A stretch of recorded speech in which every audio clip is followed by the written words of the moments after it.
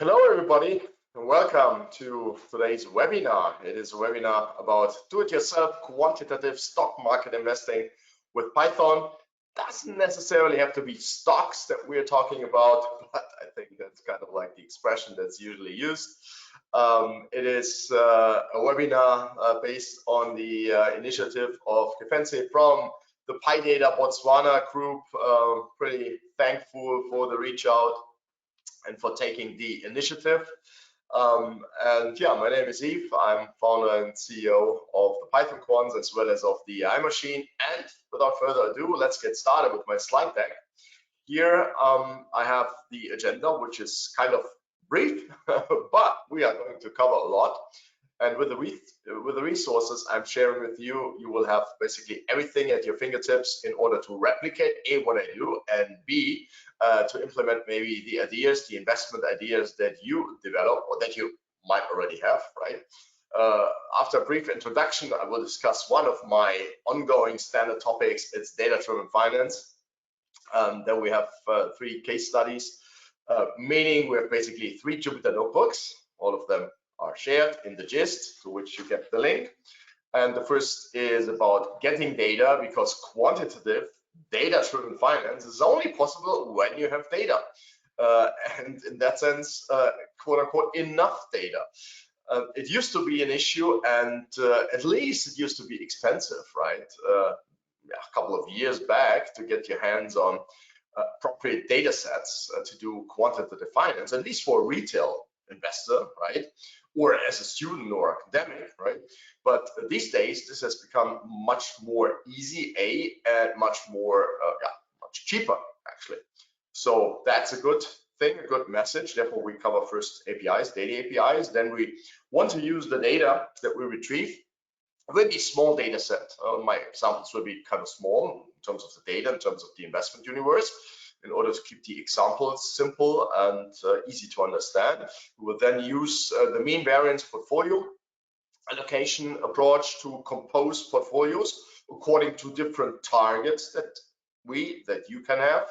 And last but not least, I think a very interesting approach, which is still not, I would say, at the very core, the very standard of what is taught at universities or, let's say, in finance books. It's risk budgeting.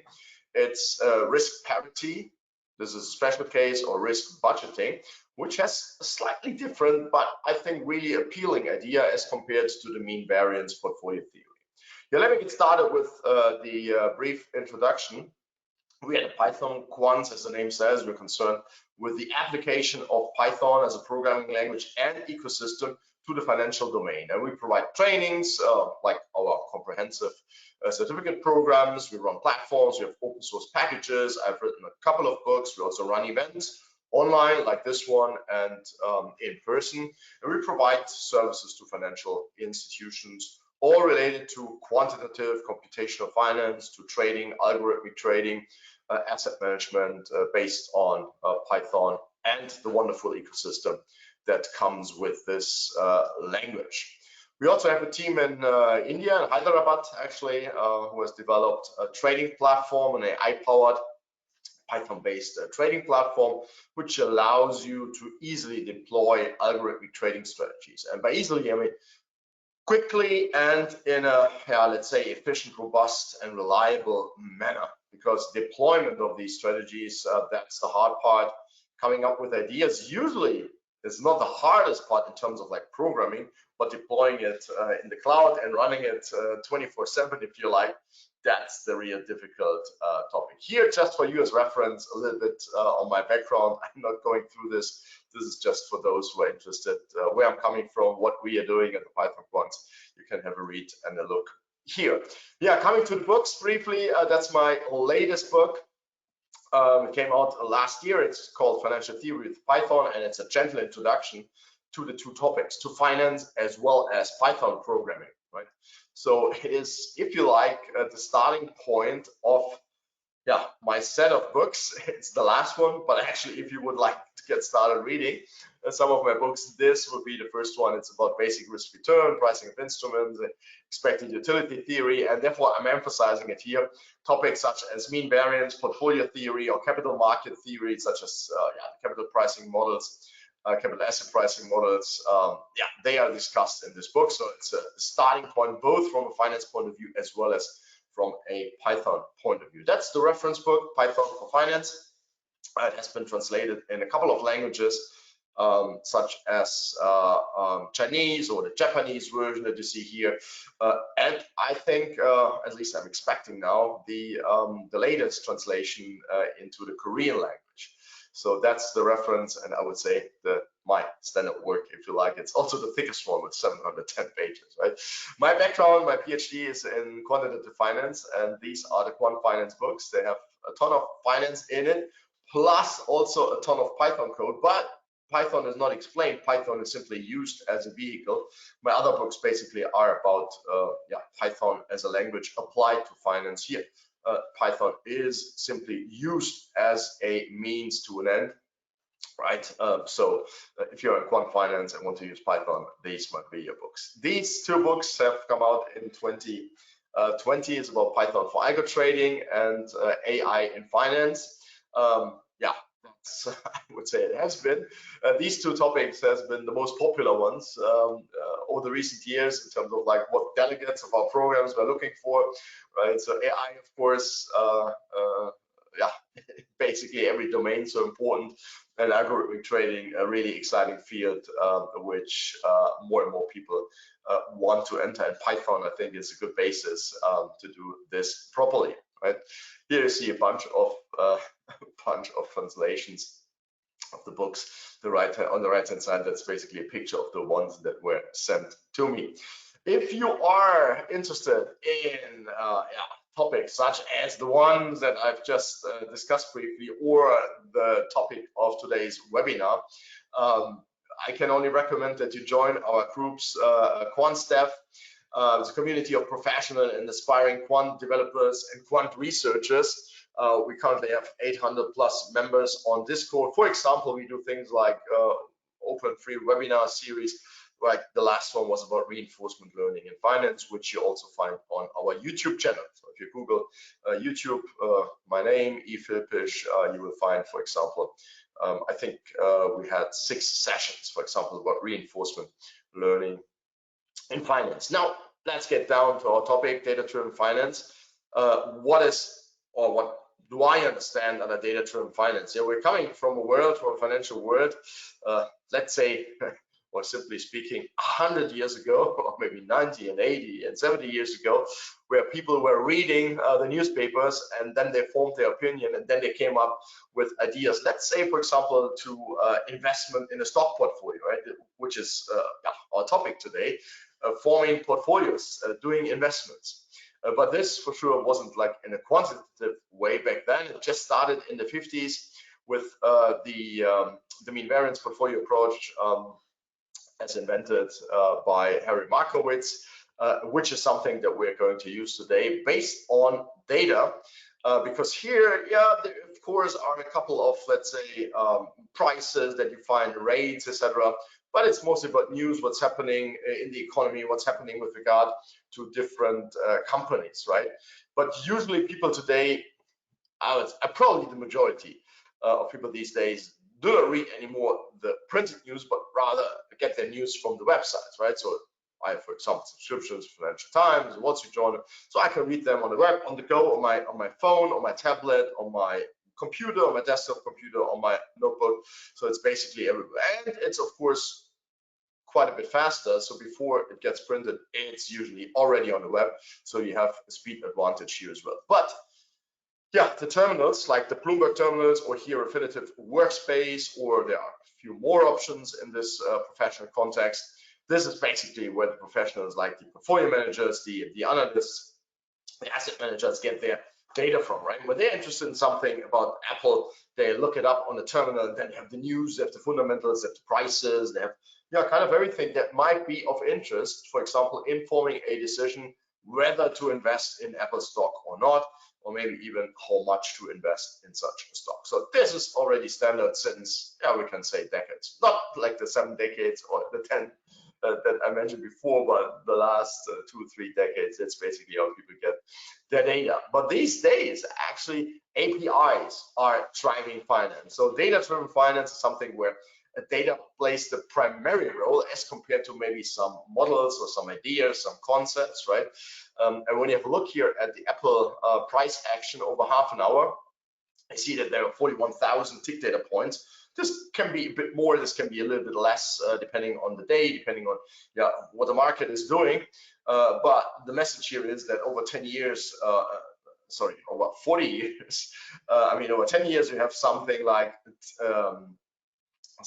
2,500 end-of-day closing prices over 40 years, and Apple went public 1980, so 40 plus years ago.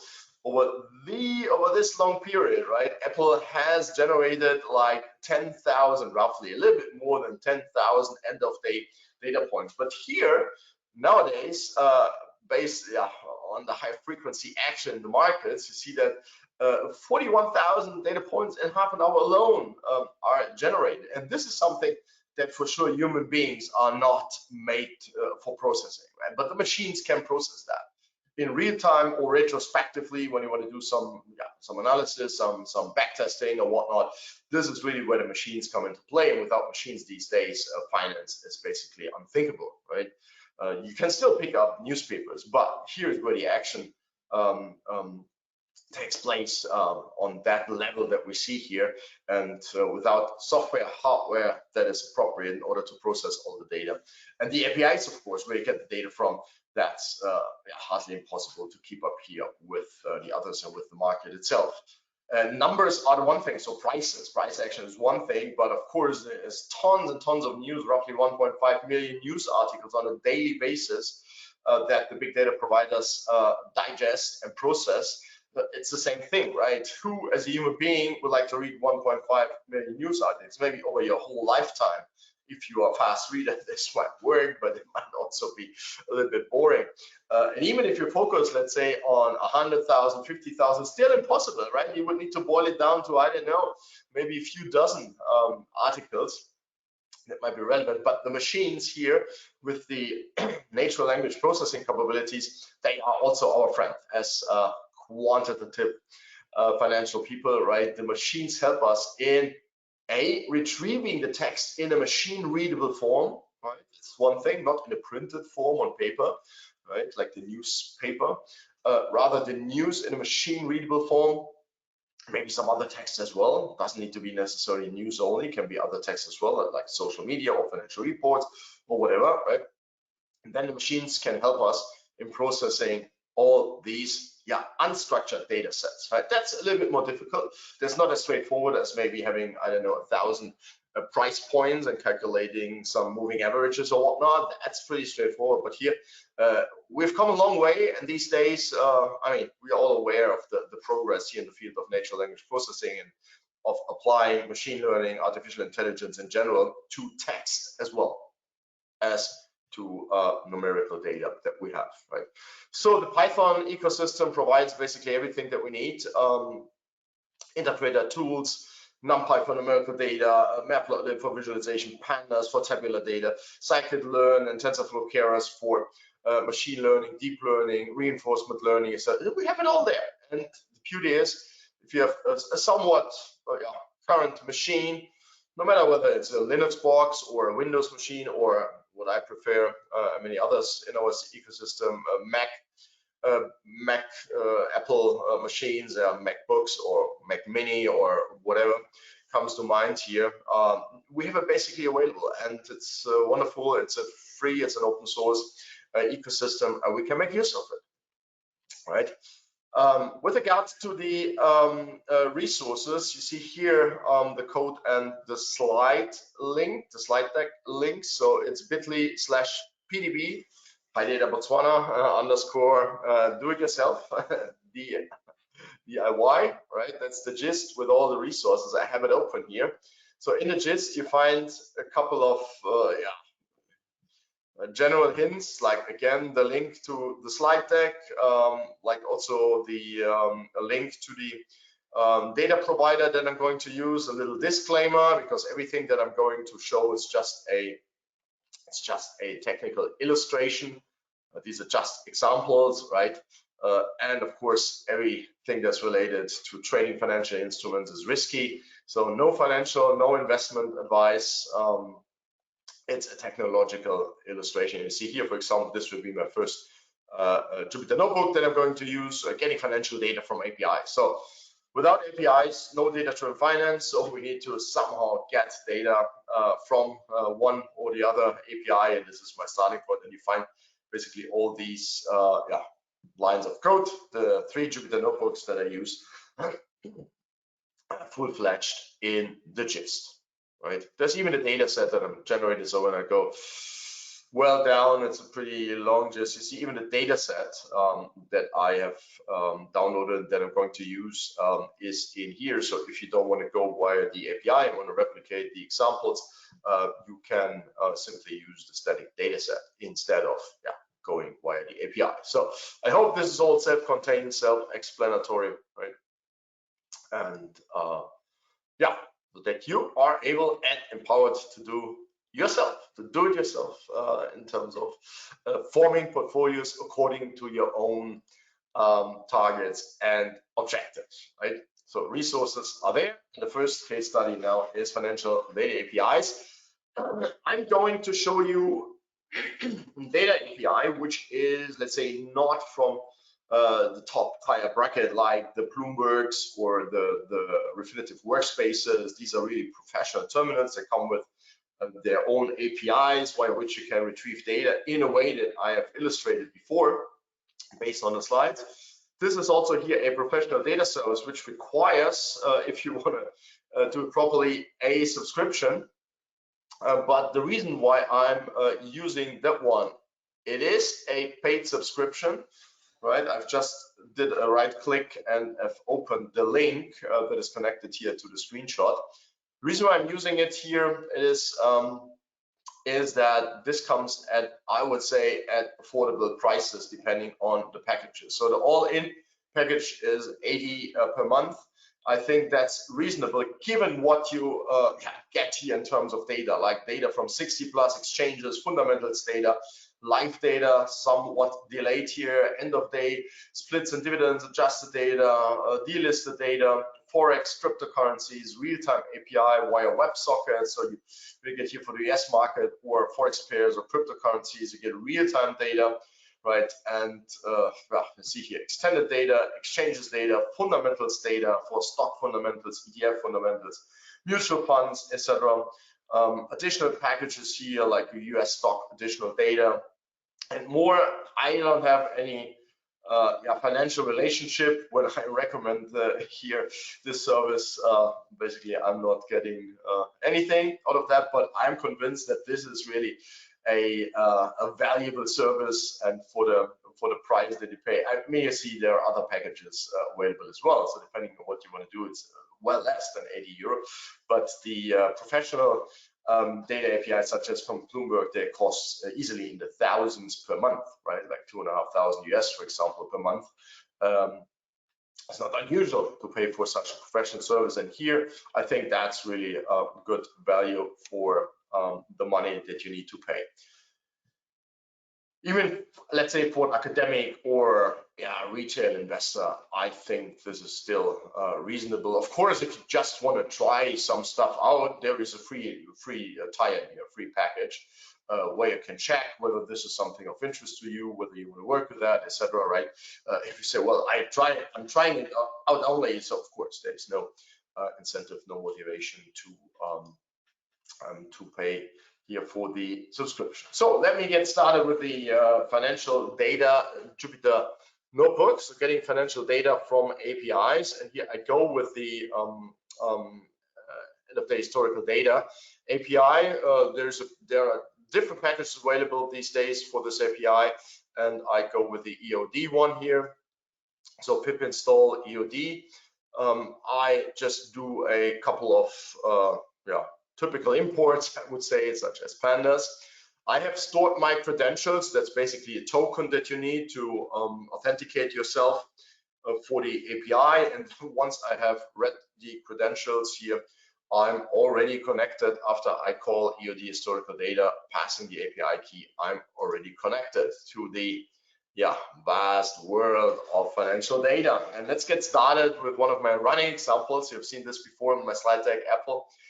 Here I go with Apple and I retrieve daily prices. So usually, what you see every once in a while, I have basically a time a command here to get a feeling for how long it takes, right? This might depend on the internet speed, this might depend on the traffic that is currently on the APIs, but usually you will see that this is not too long an affair in this context. So I need to transform this a little bit, and then I can check here for Apple. You see, I said like some 40 years ago, they went public. You see the first entry here is the 12th of December 1980, and here's some 10,000 end of day. So I went here with get prices EOD end of day prices here, close or adjusted close, right? These probably would be the ones that are typically chosen for any type of analysis. We have 10,528. I said roughly 10,000 as compared to 41,000 tick data points in my example from the slide. So for these data points, like 1.6 seconds, I think that's not too long. If we have a look at the last available data points, it's basically from yesterday, right?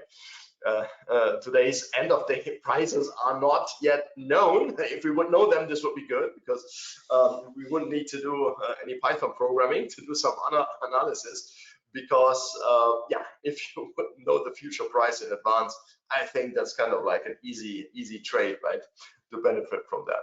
So I can, for example, plot the last 1,000 data points here, going to what we have 14th of September, or what it is here, and the last 1,000 starts here roughly September 2018, and I'm picking out here the adjusted close, right? It's just one column out of that. So that's, I would say, standard. For example, you get data like this also from Yahoo Finance, for example, or some others, right?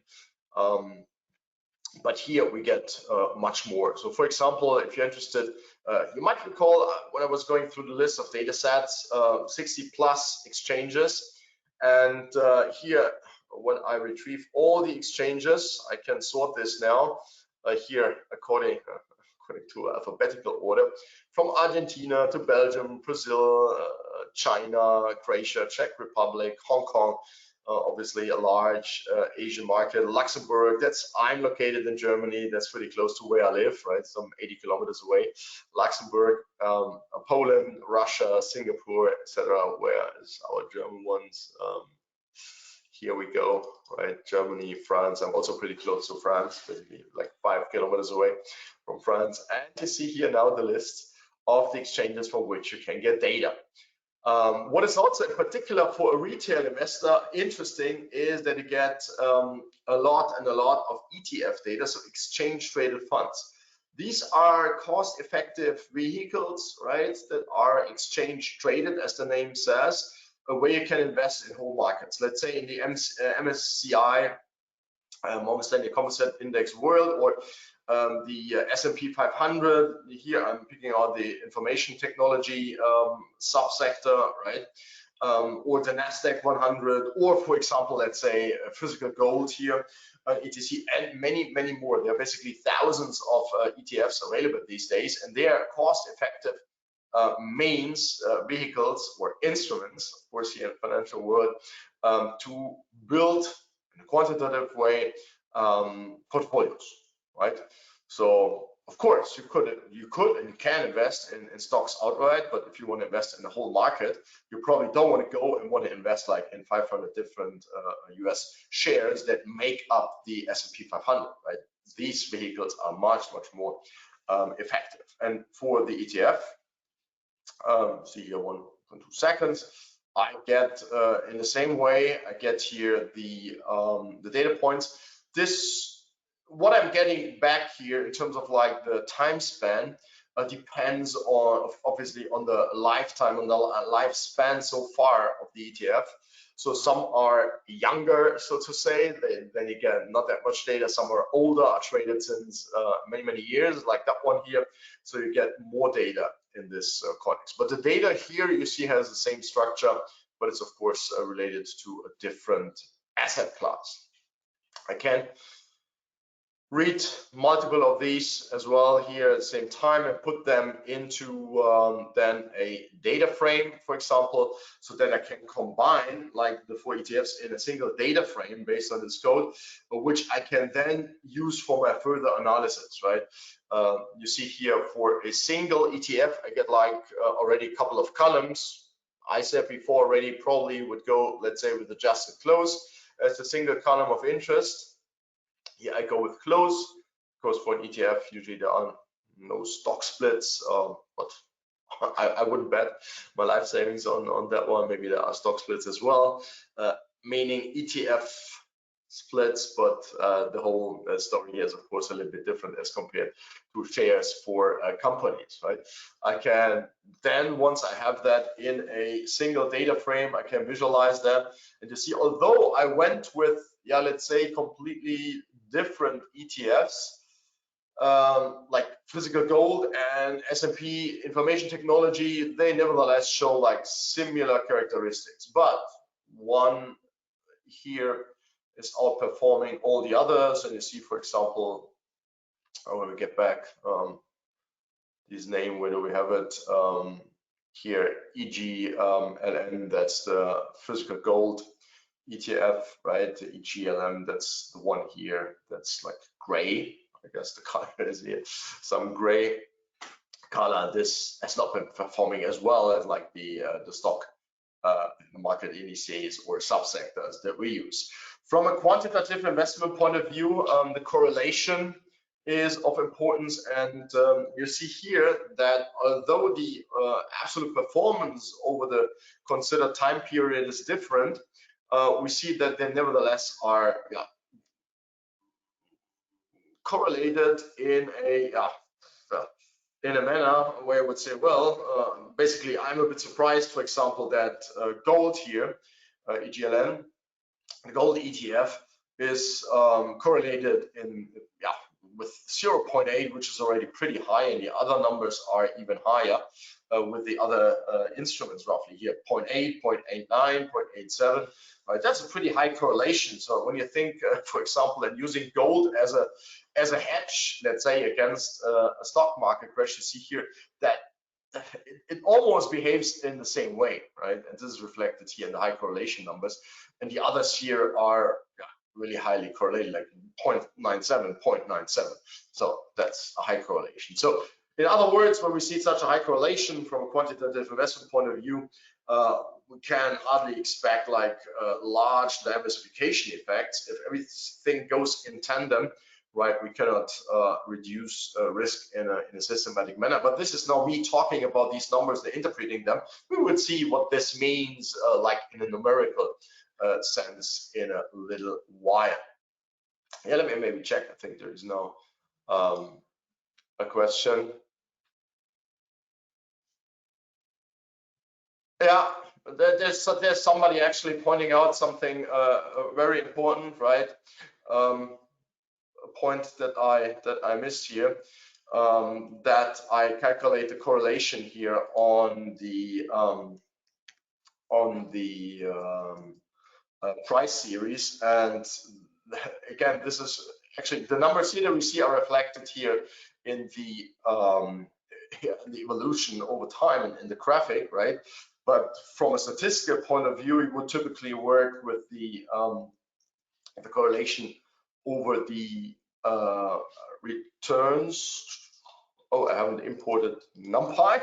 That's kind of like rare that I have a notebook where NumPy is not imported, right? And now Again, a good point. Yeah, we see now that the correlation, and that's correct. So I was really missing the point, because usually when I have correlation numbers, they are obviously based on returns. But here, somebody paid attention, proper attention, right? Because this is indeed not the returns data. This is the price data, and we typically do not work with the price data when we form portfolios quantitative. This was something that was really missing here, and now the word looks slightly different. The what I was saying with regard to the stock-based ETFs here, it's almost the same, pretty high correlation, right? But with regards to the gold, now we have a completely different picture, and that's the relevant picture, to be honest. The other one, what I was talking about with regard to achieving no diversification, was yeah, basically nonsense, to be honest, right? Because I was thinking in terms of returns, but the data was related to price returns. So here it's the log returns, right? This is based on the prices. NumPy now is available as well.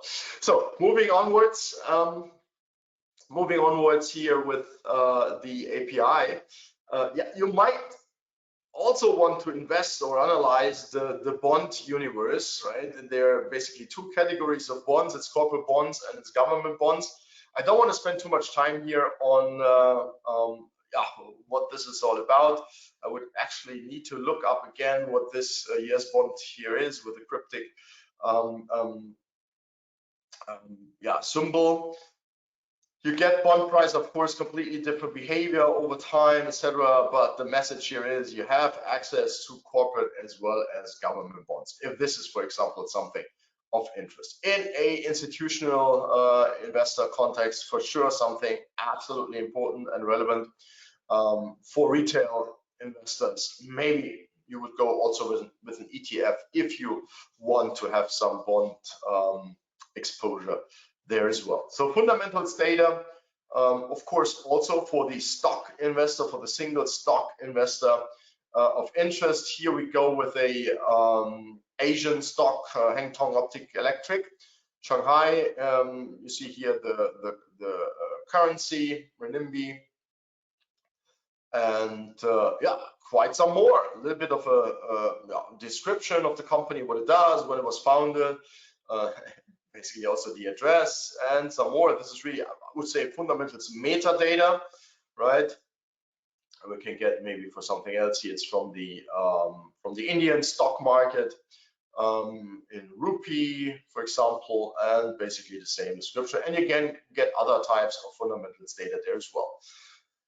Over my recent past, often people approach me and say, well, where can I get options data from? And this is already, so we are getting, I would say, now to the point where there's hardly any free option on the market where you can get, for example, options data from. But here with the API from end of day historical data, you also get options data, right? And for my running example, Apple get here like a ton of data. You see here the last traded date, that was like yesterday again, last trade price, and then we have here like within the data frame that I've created, we have other data structures here, like a dictionary, where you find further information. So if you would want to dig deeper, you would now need to parse what is in the column here, data, right? Because this again metadata, and there you find more details actually. So when we have a look at what we have here in this data column, we have expiration date, applied volatility, put volume, put call volume ratio, put open interest, call open interest, put call open interest ratio, options count, and options. So we have a look at this, right? For example, here picking out a couple of data points. Yeah, you see that you can go as deep as the data structure allows. So out of the starting point that we retrieve from the API, it's difficult to come up here in a single go with like a complete data structure. So we would need to pass it and then, for example, create additional columns here. Yeah, the message data-driven finance requires APIs, and this is one API which I find valuable, and the value price ratio I think is reasonable, even as I was pointing out for students, academics, right? And retail traders. So when you mean it seriously, you need good data. I mean, if your investment decisions rely on the data, I think you should make sure somehow that you have good data, quality data available. Speaking of data available to form your decisions, I now define for me, for what is coming up next, I form an investment universe which is small. So I even had like Amazon as a fifth one, but I go just with 4 now. Apple, S&P 500, the gold price, and Bitcoin. So Bitcoin is something that I want to focus on because, of course, investing in cryptocurrencies is something that is of interest to many these days. We have many fans out there, and I want to highlight a little bit in such a context, right? Where I say, well, of course, the list could contain now 10, but I want to have a means to do easy visualization afterwards, right? So that's the reason why I'm choosing this spectrum. And I want to, again, later on focus a little bit on the cryptocurrency side. So I'm retrieving for these 4 instruments. That's now a mix, right, of index data, single stock, gold and cryptocurrency, right? So index, single stock, crypto. So it's a mix, if you like. Not really different. Yeah, they're different asset classes now. I think we can say it that way. I can parse all this, right, and process it in a way so that I arrive here at my data set: Apple, S&P, gold, and Bitcoin. You see here Bitcoin 2018, 14,982. When I do a normalization here, and maybe also here, instead of the data, we might go with the log terms for the correlation, right? See, correlation numbers now are yeah, slightly different. Bitcoin positively correlated with all the others, but not in the high levels. Like here, for example, Apple, which is part of the S&P 500, is the biggest stock, biggest share in the S&P 500. There's a high correlation, obviously, right? But gold here and Apple low, gold and the index low, and gold and Bitcoin, yeah, a little bit higher, but still in the low digits here, right? And I can write this now. I mean, I have done so. It is already there. I don't need to overwrite it, right? I can now write it to disk, and then with my next Twitter notebook, I can rely on this data set, which I've shared in the gist as well. Of course, I could always start with the API, but I thought if you don't want to go now through the API process, therefore I decided to have here a fixed data set. Now the asset allocation according to mean variance portfolio theory, right? So that's the second case study here, asset allocation, meaning that we distribute our available funds over our investment universe. I go with 4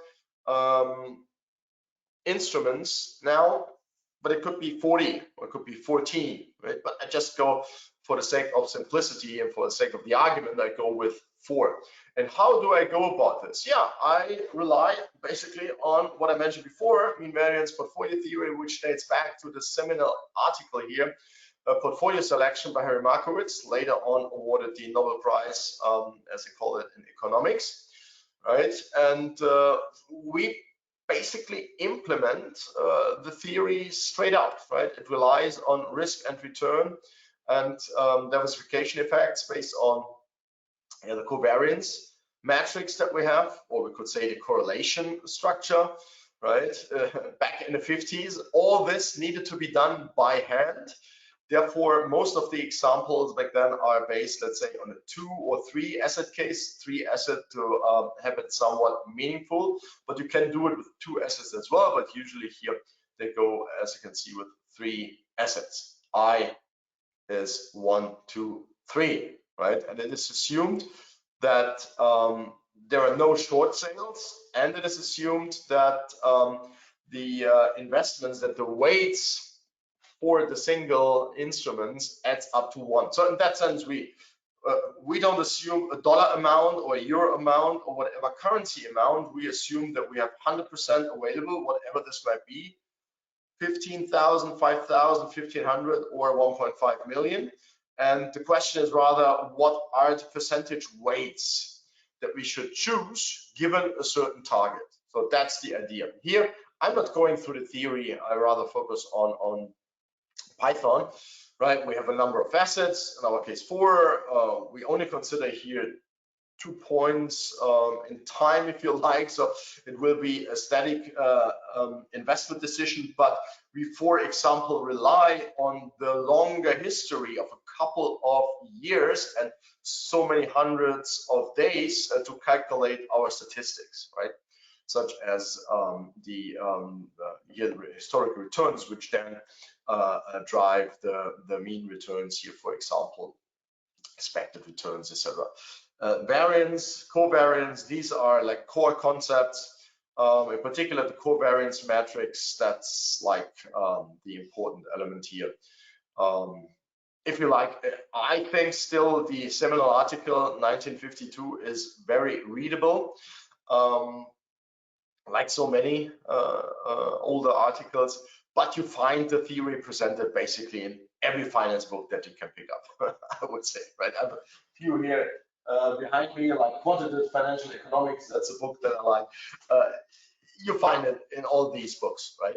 So portfolio statistics, of course, that is important because we have the statistics for the single instruments, but once we combine them into a portfolio, yeah, the whole story changes significantly.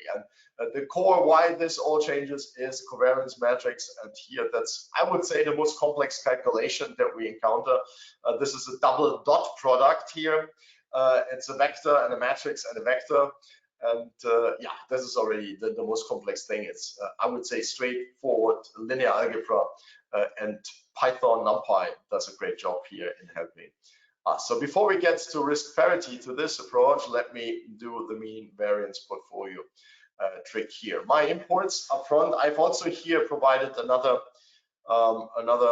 data set, if you like, but I go here for the time being with my little universe of 4, and I even I subtract 1 year worth of data. No need, but I just wanted to have this in here so that you can, for example, later on check that you say, for example, when I get started in 18 or I change this to 20 or whatever, because this, of course, changes the statistics, and with the change in statistics, you will get different results. That's the reason why I wanted to include it here, right? So we have the data. Now we get to the return. So this is something here that I left in there. If you want to go with this data set up here, maybe to avoid confusion, I take this even out here because it works with raw and I don't even have raw. So maybe to avoid a confusion, I take this out. But if you know a bit of pandas, I think it's a matter of a minute or two. If you have another data set that you want to plug in here, you just need your end of day time series data in the single columns of the data frame that you want to use. So we could go with simple data returns, but in general, I go with the log returns, right? So here are the log returns that I've calculated now in the other notebook 2 times.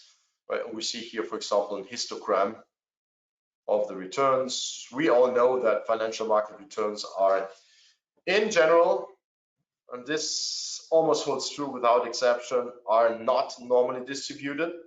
But we have high peaks and fat tails, so they regularly fail the typical normality test for skewness and kurtosis. But the theory, nevertheless, for those of you who know the theory, relies only on the first moment and the second moment. So the expectation, the expected return, as well as the standard deviation of the returns, the volatility, and from this derived also the covariance, right? So the expected daily log return, the daily is usually for us, I would say, not really what we can work with. We rather have something on an annualized basis. 37% on average annualized. This is something that we can relate to. And you see pretty well performing here. Bitcoin, US dollar 44, but this is in log returns, not yet in our real returns, right? So standard deviation, again, on a daily basis, I'm having a hard time getting a feeling for that, but on an annualized basis, this is something that we can relate to. And you see here the typical correlation or relationship between return and risk.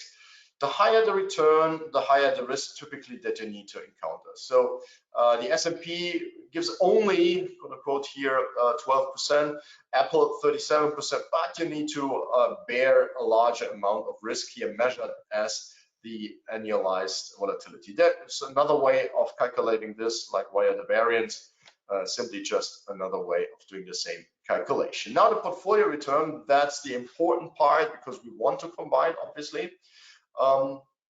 Portfolios, we go with an equally weighted portfolio to get started, and there are actually a couple of academic studies which say, or where the basic message is that no matter what type of allocation rule, method, or model you apply, it's usually quite difficult to outperform the equally weighted portfolio.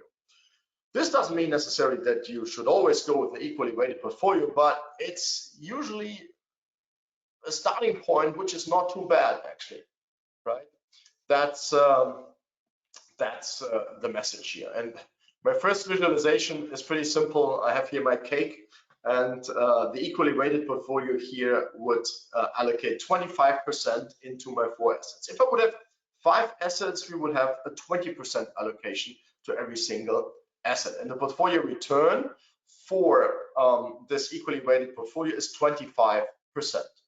So before we had 34, 22, 74, 16. So we have something like in the middle of the lowest and the highest here that we see. But where exactly, this depends on the structure. And yes, there's a question. The session is recorded and we will put it on our YouTube channel later on. So portfolio risk now contains here this double dot product. Portfolio volatility here is calculated. See here the square root, portfolio volatility. And the first dot product here is the second dot product. And at the core here is the covariance matrix, which is annualized. So we get annualized data here, right? And the portfolio risk is 27%. We see here the correlation. I think this is exactly what we have calculated. We did the same calculation based on returns, but now it's based on a different time horizon because the data I was choosing here is starting at 2018. In my other notebook, it is starting from 2019. So when we have a look at the correlation numbers, the numbers slightly change. Maybe not in a large manner, significant manner, but the numbers change given that I have, and that was my message before, given that we have changed the time horizon.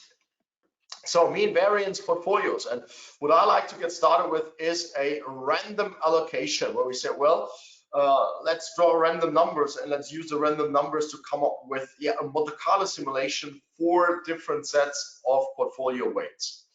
And this is what I do here. And you get now a look at the first 10 results, meaning that we have here now a portfolio, that's the risk. The first, the second one is the return. 36% risk, volatility, 31% expected return. But we have a more easy time when we visualize that, right? And this is how it looks now in risk return space. It's not really like the typical bullet, but this depends on the universe that we have chosen and the covariance matrix that results from that. But you see here, some portfolios have a relatively low risk and also therefore a relatively low return. And overall, what we can say, right? If you think like in terms of a regression, and if we go here at the efficient frontier, you can say, well, the higher the return that we would like to achieve with our portfolio here, the higher the risk in general that we need to accept to achieve our goal, right? Or when we say, well, we want to reduce risk, that's the same story, but looked from the other point of view, right? The more we want to lower the risk, right, the lower the return becomes in general. So that's like one of the major relationships that we have in this context, right? Yeah, there's a question with regard to derivatives. Yeah, with regard to the resources, you have seen that we have via the API, we could have even included options, let's say, or other derivatives. The application of mean variance portfolio theory in such a context is not, I would say, as straightforward as with typical other financial instruments. And when you think in terms of the analysis, the evaluation, right, of such books, that's what we have, for example, in our programs under computational finance, where you might recall the blue book and the orange book, where I said these are the quant finance books. These are books, for example, that I have written that are dedicated to the analysis of derivatives. So that's a good question, but here our investment universe currently doesn't include derivatives because they're usually, yeah, how should I say, usually not considered, I would say, a generic asset class. They are, for example, used in such a context to protect against large drops or market crashes, or maybe to have a more means efficient way in going long a stock, etc. So it's not as straightforward, I would say, to include it in the story that we have here as with other instruments that we are using here. So let's now come up with some other targets here, meaning other targets that we go beyond the equally weighted portfolio as a starting point, and we calculate now what is called the maximum Sharpe portfolio. And Sharpe here is calculated in a simplified manner, the Sharpe ratio, simply portfolio return over portfolio risk. So this is what we calculate here. And the optimization takes place here. And that's the portfolio that results, right, from this optimization. So when I want to get the highest, the maximum Sharpe ratio given my universe, that's here after the optimization, the portfolio allocations that result. So we can have a look at this here when we look at the chart. What we see here is that Apple has a large allocation. Gold has also a large allocation, and Bitcoin. Now, for those of you interested in Bitcoin, when you say, well, what is kind of like the right proportion from a mean variance portfolio allocation point of view for investing in Bitcoin, given my overall exposure to the market? Here, the answer would be, in my simplified example, 6.5%. So this is, of course, completely different to, let's say, a Bitcoin maximalist view, where you say, well, all my retirement savings are in Bitcoin. Here, given this quantitative investment approach, it's 6.5. And basically, the index here gets allocated 0%. Right? So that's, yeah, I would say not that much. 0, it's nothing. Right? This is something that happens kind of regularly and often with mean variance portfolio approaches, that you have relatively extreme allocation, and by extreme I mean here 0, right? 0 or 1 might be yeah, the extremes here that we can potentially encounter. The Sharpe ratio is 1.21, not too bad. Portfolio return and portfolio risk you see here now in numbers with many digits. Not all of them, I would say, are really relevant. Or you are on the other side of the spectrum where I say, well, I'm not the returns oriented investor. I want to minimize my risk, right? Minimize the risk, for example, can be achieved by just investing in, let's say, cash. So keep your money in cash, but then other topics such as inflation, etc., play obviously a role. So maybe with a minimum risk portfolio, you still can earn here a decent return. So let's see. And when we now have a look here at the numbers as well as at the chart here, the minimum risk portfolio now has no Bitcoin whatsoever and no Apple stock. It just goes with gold, 2/3 roughly, and the S&P 500 index. So that's given the covariance structure, covariance matrix, this gives the minimum risk portfolio, right? So we can also check here, and the minimum risk portfolio has still a return of 9.2%, and the risk is 13%. Of course, these are different numbers as compared to the one before. And speaking in terms of numbers, we can also visualize, right, now our result. And we have here the minimum risk portfolio. I mean, this position, the location here shouldn't come as a surprise. And here we have the maximum Sharpe portfolio, right? This is when you want to maximize the Sharpe ratio, return in relationship to risk, portfolio return over portfolio risk, measured as the portfolio volatility. So that's quantitative investment, and you've seen that in the one case, Bitcoin plays a minor role, 6%. In the other case, plays no role whatsoever. But I would say probably this is a rather rare case that you say, I really want to have a minimum risk portfolio. So over the long time, for example, if you save for retirement, as a canonical example, or you're saved to buy a car, or you're saved to buy a house, or whatever your target is, or simply to preserve your wealth, to grow your wealth, then maximum Sharpe is usually one of the targets that you would choose. So this is now one example. We could now go and, for example, change the universe. We could change the time period over which we calculate the data. Right? We have many options, but you have this now as a framework, and you can use this to implement your ideas and to adjust the code in a way that it afterwards answers your personal questions and addresses your personal ideas, right?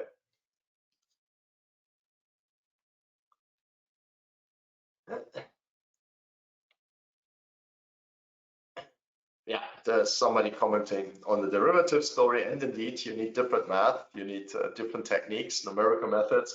The world of derivatives, right, is one of its own. Here we stick, if you like, to more or less to the basics, right?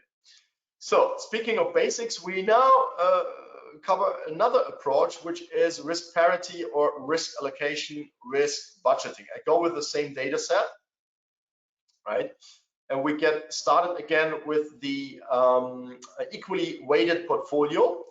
And before we get into that, maybe let's have a look at the theory. So usually I recommend this book, which I really like. I think it's well written. It is demanding in terms of math. Yeah, and the level of the exposition itself, right? Introduction to risk parity and budgeting. But it also, yeah, discusses in detail, in almost every detail you can say, the standard traditional portfolio theories, although the focus here is on risk parity and risk budgeting. So we have weights, we now have risk measures which play an important role, and risk contributions, like marginal risk contributions of every asset to a portfolio context, including here the Euler decomposition, they play the major role, right? So that we have portfolio volatility, but are mostly concerned with marginal volatilities and risk contributions of the single assets in a portfolio context. The mathematics here, I mean, this is really a brief way of writing all this out.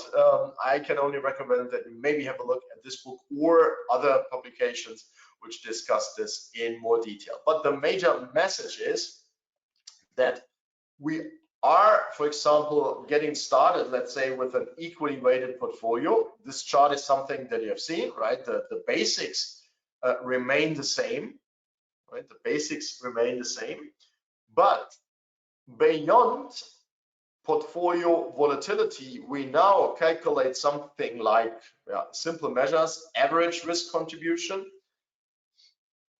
but the marginal volatilities are what is of interest to us, right? Marginal meaning in a portfolio context, what they bring to the party, if you like. If we add a little bit more, what happens in the portfolio context to the portfolio volatility? And here we use the marginal volatilities times the allocation times the way to calculate the risk contributions, right? And here see it in percentage points. When we have a portfolio volatility of 27% overall, the first asset here is accountable for 5.7%. The second asset is accountable for 4 percentage points. Here 1.1, that's gold, that's the smallest contribution, and Bitcoin in our context of the 27%, the Bitcoin risk contribution here in percentage points is 16.1. And overall, we get the number here, right? 27.1. This here is the sum. Therefore, these are the risk contributions in percentage points. What we usually work with are the relative risk contributions. This is a number which adds up to 1 or to 100%, if you like, right? And here, this is now, I think, a very interesting chart, because you recall we have equally weighted portfolio asset allocation, 25% invested in 25% invested in every asset, but the risk that the assets contribute to the portfolio risk are completely different, right? Gold, it's the least risky asset, if you like, has the smallest contribution. The S&P has the second smallest contribution. Apple here has the second largest contribution, and Bitcoin by far almost 60% relative risk contribution in a portfolio context. We have allocated 25% to Bitcoin, but the risk that it brings to the party here is 60% of the overall risk, right? And we can now check that these relative risk contributions, they indeed add up to 1, right? And now, instead of thinking in terms of equally weighted portfolio, let's now construct portfolios which has an equal risk contribution, right? Where every single asset attributes 25% of the risk to the portfolio overall risk, right? And here simply like the collection of calculations in a single function. And that's exactly now the chart from before, but calculated with the help of this function, of this helper, the convenience function. And here I calculate something like the mean squared error. This is what I need for my optimization. And my optimization now goes over the weights. And the target is now, this is what I define here, the target is risk parity. So every asset should attribute the same relative risk in the portfolio context, right? And when I now do the optimization, I get, instead of an equally weighted portfolio, I get a different allocation, right? I get here now an allocation where we have the largest chunk of our assets, almost 50% in gold. We have a quarter, 25%, roughly in the S&P 500, 17% in Apple, and 9% only in Bitcoin, because Bitcoin is so risky, right? We need to trim down as compared to the equally weighted portfolio. We need to trim down the allocation in order to, right, get to an equal risk contribution for Bitcoin. And we need to increase the gold allocation because it has so little risk as compared to the others in order to get to 25% risk contribution, right? So the relative risk contribution after this optimization, now here is relative risk, right? 25, 25, 25, 25. Right? This is now completely different thinking. Right? We are not thinking anymore in terms of currency, US dollar or whatnot, like weights in terms of the currency amount that we allocate and distribute over the universe, right? We rather think in terms of what impact have the different assets on my portfolio risk. And here, right, risk budgeting, I have now equal risk contributions, and the overall portfolio risk is 17%.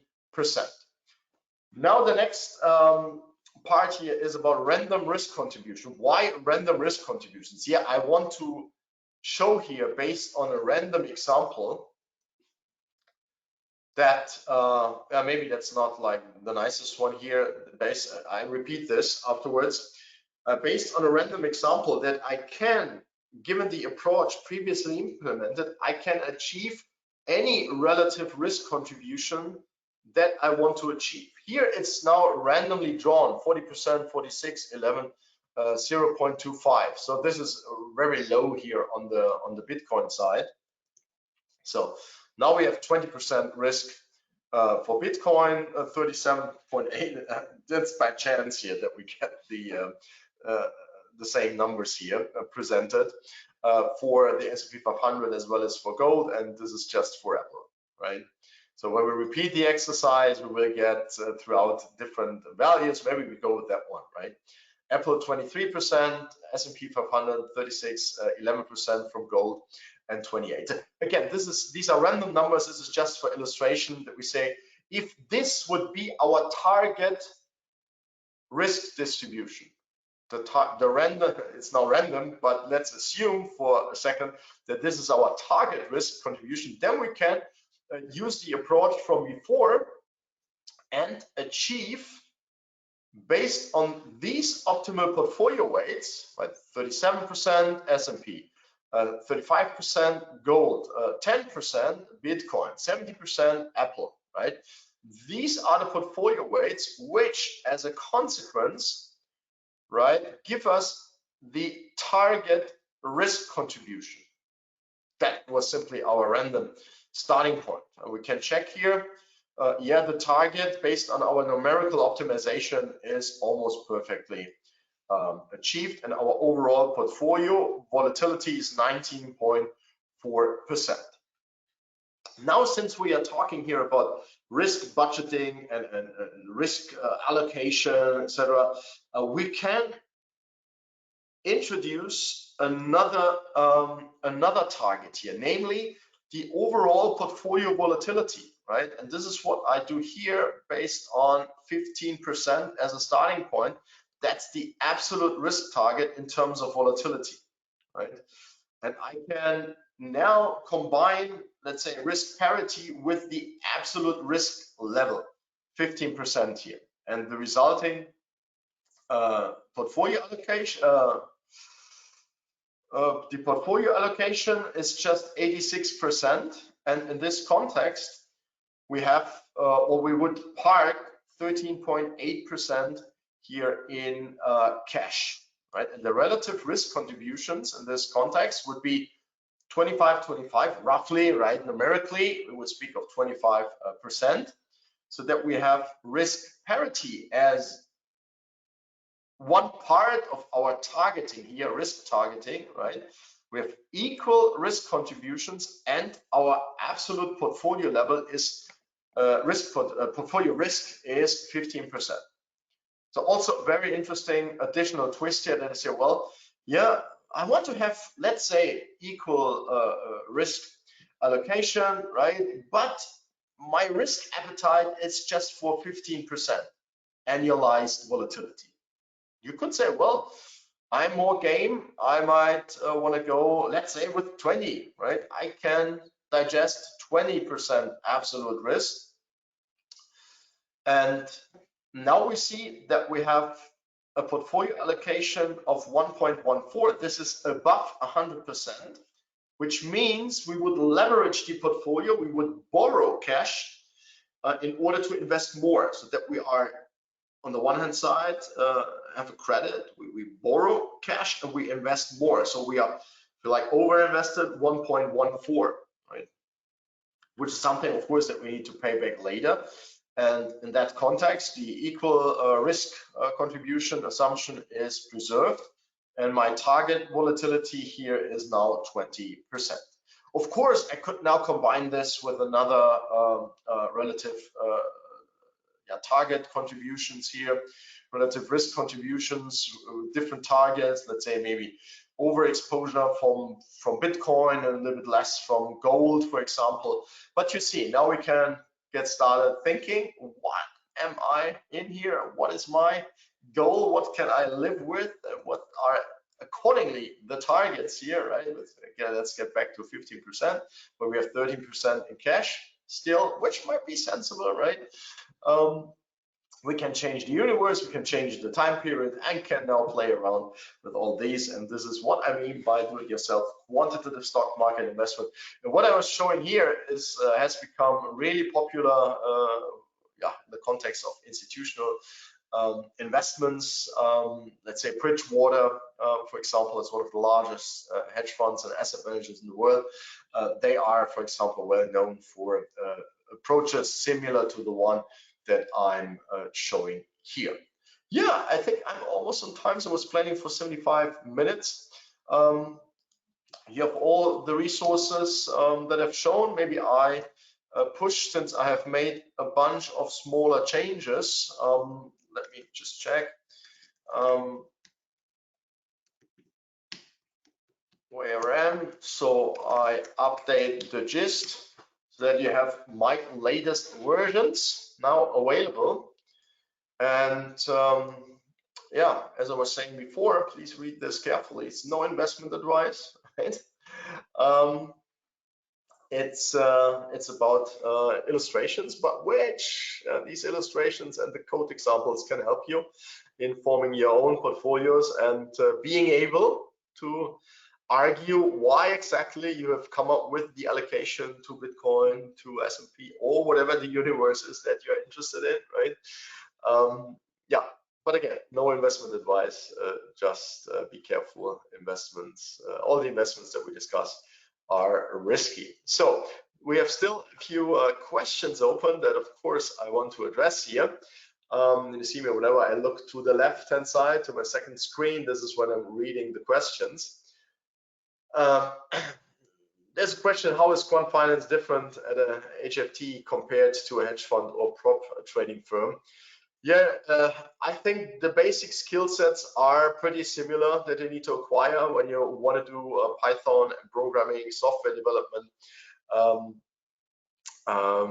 Yeah, the basic requirements are similar, but of course, what you do, for example, at an HFT firm, is different to what you would do in a hedge fund, which focuses, let's say, on macro investing or in systematic trading, right? So HFT usually is a game of speed, is a game of multi-million-dollar budgets for buying the latest, greatest, and fastest hardware.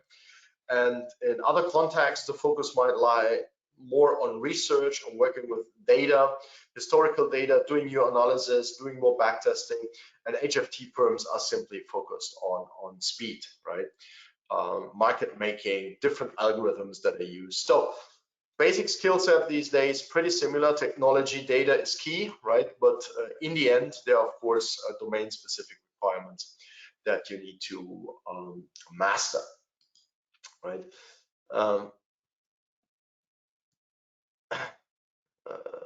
Somebody asking about the drawdown. Yeah, I'm not analyzing here something over time, so it's really something that we do as a static exercise. So we have historical data, and we use the historical data to derive our statistics that we need to form portfolios the way that we did, right? What I haven't done is kind of like back tested over time with real data or maybe with simulated data, the performance of these portfolios. In our program, we have Python for asset management class with some, I don't know, 17 modules or 1.5 hours, right?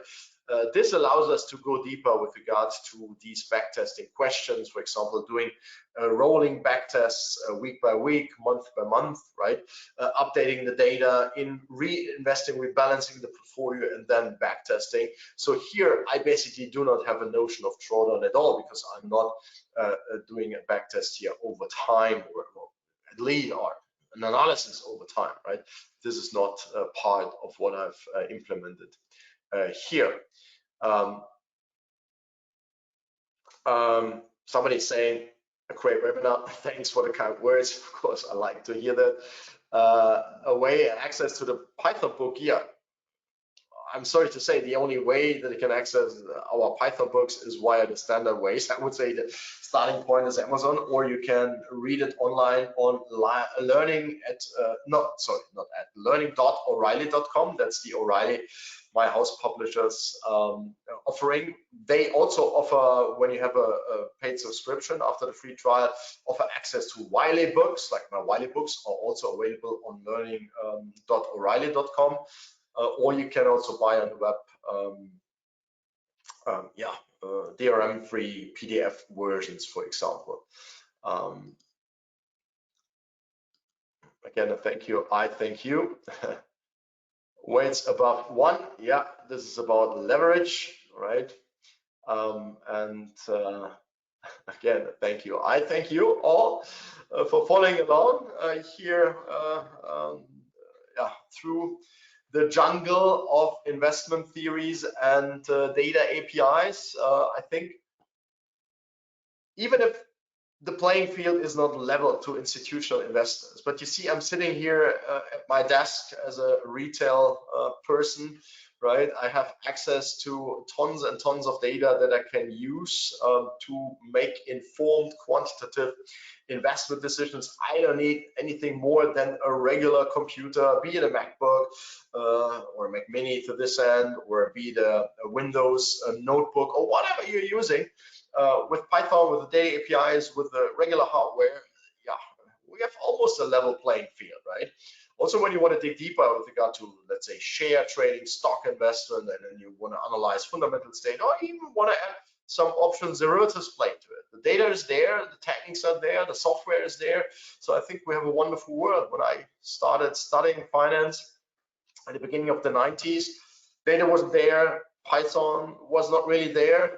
Basically, you had a couple of tools like Excel, right? And it was pretty difficult. And here you see a democratization, and maybe we can even conclude that we have an almost level playing field to the big ones in the market, to the big players out there. So, are there still questions left? Yeah, that's an interesting question. Where does AI and machine learning fit into all of this? Yeah, you have seen that we use historical data for the calculation of the expected returns, but you can use, for example, deep learning, let's say, to predict returns in the markets and to use your predictions in order to be used as inputs in the models that we use, right? So that's basically one way of doing it. And when I was mentioning our class Python for Asset Management, we also have a larger part in this class which is concerned with exactly that topic, how to include machine and deep learning into these topics. All right, yeah, I think we have reached the end. And yeah, I wish you all the best, all the success if you want to follow along and maybe implement the ideas that I presented and maybe refine them.